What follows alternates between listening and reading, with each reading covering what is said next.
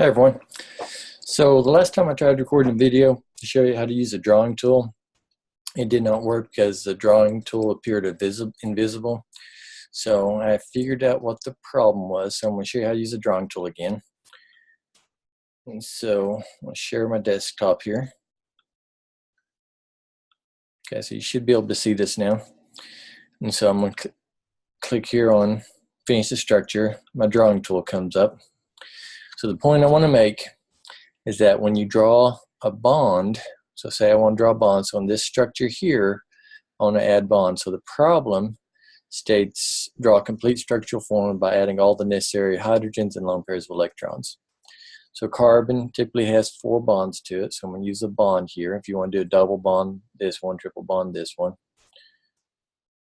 These are going to show stereochemistry, the wedges and dashes, and we'll get to that later on.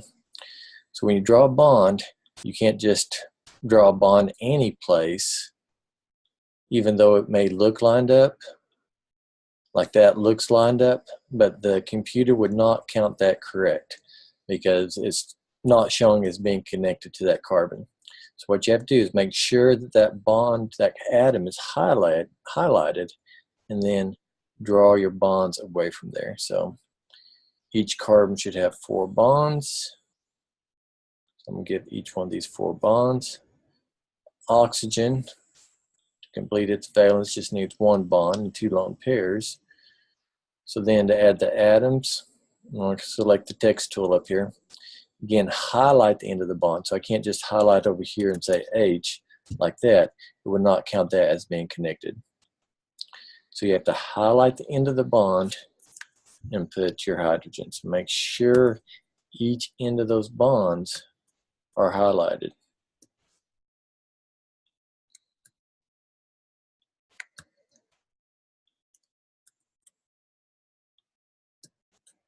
And then for lone pairs, I'm going to select the lone pairs here, highlight the atom, and I'll click it twice to add my 2 lone pairs.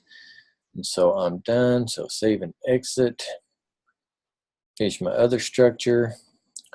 I have a double bond there, so that carbon already has its 4 bonds. So I'm going to add the 4 bonds to the remaining carbon. That was too many bonds. So let's see here. I'm going to take my eraser and erase that one. So highlight the end of the atom and put my hydrogens. Again, making sure the end of those bonds are highlighted before I click on it to add the hydrogens.